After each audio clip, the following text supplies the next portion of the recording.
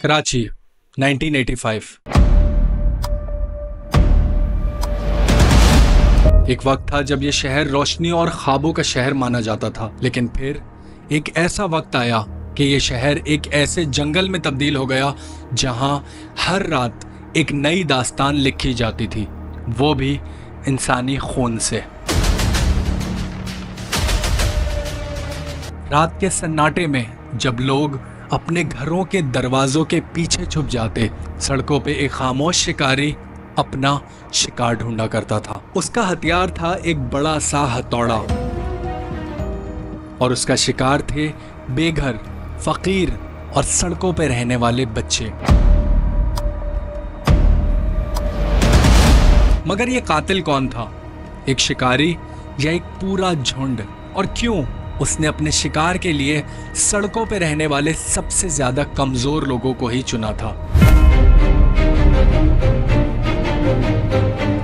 ये कहानी है हथौड़ा ग्रुप की, पाकिस्तान के एक सबसे बड़े और सबसे गहरे राज की, जो आज भी कराची की फुटपाथों और गलियों में एक काली स्याही की तरह फैला हुआ है। ये 1980s का वक्त था जब कराची शहर एक तबाही के दौर से गुजर रहा था। जनरल ज़ियाउल हक का मार्शल लॉ अपने पूरे जोर पर था और कराची शहर अफगान रेफ्यूजीज से भरा हुआ था। इसी केओस के बीच 1985 के शुरुआती महीनों में सिंध पुलिस के कान खड़े हुए। सड़कों पे लाशें मिलना शुरू हुई, पहले एक, फिर दो और फिर तीन। हर लाश के ही सर पर एक निशान था, एक सिंगल ब्रूटल ब्लो, जैसे किसी ने हथौड़े से उनकी जान सिर्फ एक वार में ही छीन ली हो। पहली लाश कराची के इलाके बंस रोड के एक फुटपाथ से मिली। ये एक ऐसा फकीर था जो रात को सोया तो जरूर, लेकिन सुबह उसकी आंखें ही ना खुल सकी। पुलिस ने पहले तो सोचा कि ये शायद पागलपन से भरा हुआ कोई एक सीरियल किलर है, लेकिन जब इन लाशों की तादाद 7 तक पहुंच गई तो पुलिस को यकीन हो गया कि ये काम किसी अकेले शख्स का नहीं है। यकीनन ये एक पूरा ग्रुप था जो कराची शहर में रात के अंधेरे में अपना खूनी खेल खेला करता था। 1986 के शुरुआती महीनों में ये किलिंग्स भले ही थोड़ी सी कम हो गई थी, लेकिन कराची शहर पे इसका खौफ अब भी वैसे ही कायम था। 2021 में द फ्राइडे टाइम्स के आर्टिकल ने बताया कि उस वक्त ये हथौड़ा ग्रुप एक अर्बन लेजेंड बन चुका था, एक ऐसा नाम जो उस वक्त कराची के हर बच्चे और हर बड़े की जबान पर जेरे बहस था। लोग तो कहते थे कि इस ग्रुप ने सिर्फ फकीरों को ही नहीं मारा, बल्कि पुलिस के एक ऐसे सीआईडी ऑफिसर को भी बेदर्दी से मार दिया गया जो कि इसी ग्रुप की तलाश में लगा हुआ था। ये बातें तो पुलिस ने कभी भी तस्दीक नहीं की, लेकिन ऐसी अफवाहें शहर के कोने कोने में फैल चुकी थी। जनवरी 2022 में बीबीसी उर्दू ने एक रिपोर्ट शाया की और बताया कि ये किलिंग्स इतनी ज्यादा रैंडम थी कि कोई पैटर्न भी आज तक नहीं मिल सका। ना कोई चोरी का मोटिव, ना कोई लूट का, और ना ही कोई सियासी एंगल। बस एक हथौड़ा, एक वार और मकतूल के सर पर मौत का निशान। लेकिन ये कातिल कौन थे? एक थ्योरी के मुताबिक तो ये सोवियत केजीबी और अफगान केएचएडी के स्लीपर एजेंट्स थे। 1980s में पाकिस्तान अफगान मुजाहिदीन को अमेरिका के साथ मिलकर सपोर्ट कर रहा था और शायद सोवियत यूनियन इसी का बदला लेना चाहता था। कहा जाता है कि इसी केएचएडी और केजीबी ने उस टाइम कराची शहर में बॉम्ब ब्लास्ट, हाईजैकिंग और मुख्तलिफ टेरर अटैक्स भी करवाए, और हथौड़ा ग्रुप शायद इसी सब का एक छुपा हुआ हिस्सा था। एक रिपोर्टर के मुताबिक तो ये हथौड़ा ग्रुप के मेंबर्स पाकिस्तानी इमिग्रेंट्स थे जो उस वक्त लीबिया में मुकीम थे। इन्वेस्टिगेटर ने तो यहाँ तक कहा कि ये ग्रुप लीबिया से रोजाना कराची आता, रात में कत्ल की वारदातें करता और सुबह होने से पहले वापस लीबिया चला जाता। अफगानिस्तान में जो रशियन इन्वेजन थी उसके बाद पाकिस्तान, आपको पता है, एक सेंटर बन गया था प्रॉक्सी वार का, और जितनी भी दुनिया की बड़ी इंटेलिजेंस थी वो पाकिस्तान के रास्ते ही अफगानिस्तान में काम कर रही थी। और उसमें फिर पाकिस्तान में भी जब रशिया की वहाँ से वापस जाना हुआ तो उसके बाद पाकिस्तान में एक नया जो है जंग शुरू हुई। आपको पता है हज़ारों पाकिस्तानी इसमें शहीद हुए और होता ये था कि फिर हथौड़ा ग्रुप जैसे इस किस्म की कार्रवाइयाँ की जाती थी और ये पूरा प्लान करके की जाती थी और इसका मकसद सिर्फ पाकिस्तान में खौफ पैदा करना। ये बात भले ही बहुत फिल्मी लगती है, लेकिन 1980s के कराची में जहां ड्रग ट्रैफिकिंग, आर्म्स स्मगलिंग और इंटरनेशनल स्पाइंग रोज का मामूल था, ऐसे वाकयात होना मुमकिन भी था। लेकिन पुलिस के पास अब तक कोई भी ठोस सबूत नहीं था, ना कोई अरेस्ट हुआ, ना ही अब तक कोई सामने आया था। अगर थ्योरीज की बात की जाए, हेरल्ड मैगजीन के 1987 आर्टिकल ने कहा कि यह हथौड़ा ग्रुप शायद एक शैतानी कल्ट था। ये लोग ड्रग स्मगलिंग से रातों रात अमीर बन गए थे, वही कोकेन और हेरोइन का धंधा जो यूरोप और अमेरिका तक भी पहुंच गया था। एक दूसरे रिपोर्टर ने बताया कि उसने कराची शहर के बीच पर एक लोगों के ग्रुप को देखा जो सफेद क्लोक्स पहने हुए कुछ अजीब से रिचुअल परफॉर्म कर रहे हैं, जैसे कि कोई शैतानी पूजा हो रही हो।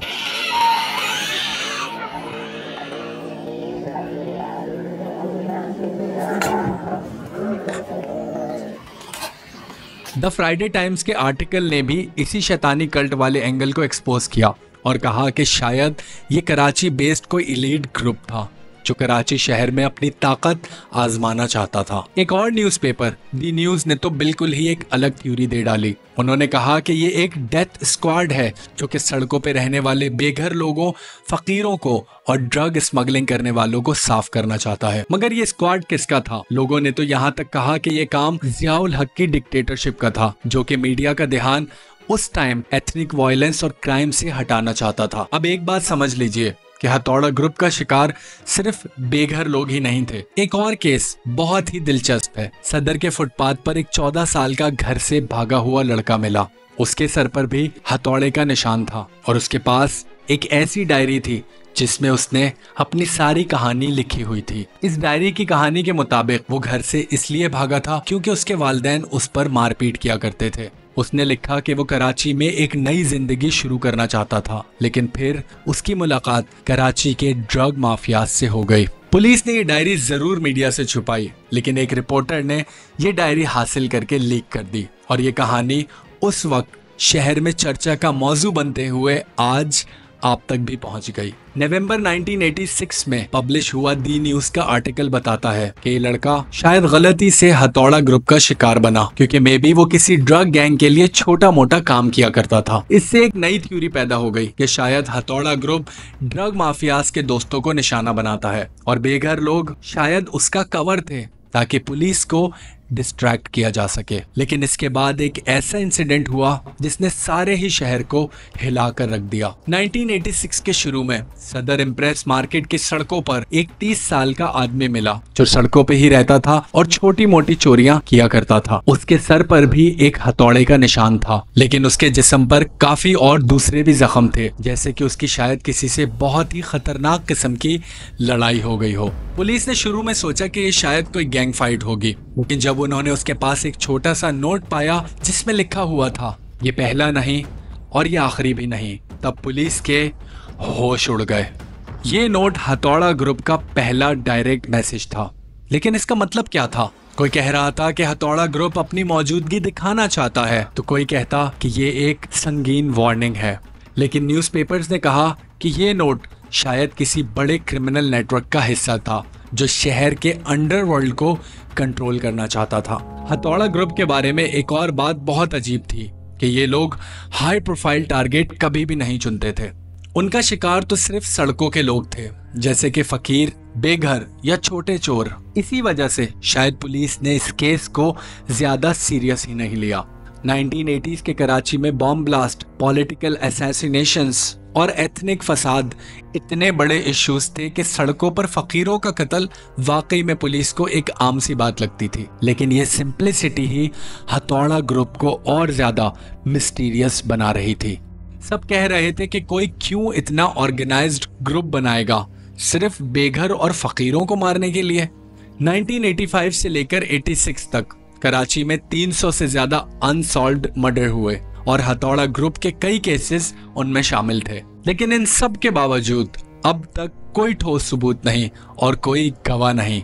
मई 1986 में एक आखिरी केस रिपोर्ट हुआ जिसमें कराची के इलाके सदर में एक फकीर को हथौड़े से मार दिया गया था। उसके बाद ये हथौड़ा ग्रुप ऐसे गायब हो गया जैसे पहले कभी था ही नहीं। एक बात जो सबसे ज्यादा परेशान करती है कि हथौड़ा ग्रुप के बारे में इतनी सारी थ्योरीज हैं, लेकिन एक भी सच नहीं। क्या ये KGB का खेल था जो पाकिस्तान अफगान वॉर के लिए सजा दे रहा था, या ये लीबिया के कातिल थे जो कद्दाफी के इशारे पर काम करते थे, या ये कराची के अपने ही ऐसे शैतान थे जो सड़कों पर रक्स किया करते थे।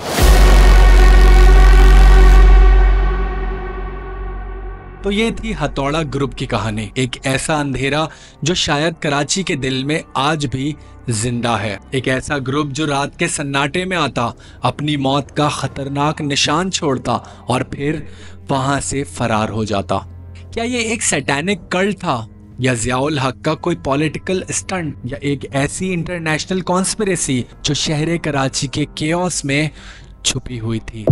एक बात तो तय है कि जब तक ये राज सुलझ नहीं जाता, कराची की रातें कभी भी पूरी तरह से रोशन नहीं हो सकती। आप क्या समझते हैं, ये कोई अर्बन लेजेंड था या एक ऐसा बड़ा सच जो हमसे बड़ी ही आसानी के साथ छुपा दिया गया? अपना जवाब मुझे कमेंट सेक्शन में जरूर बताएं। अगर वीडियो पसंद आई तो वीडियो को लाइक और शेयर कर दें। अगर होराइजन टीवी को आपने अब तक सब्सक्राइब नहीं किया तो चैनल को जल्दी से सब्सक्राइब कर लीजिए। मिलते हैं अगली वीडियो में। शुक्रिया।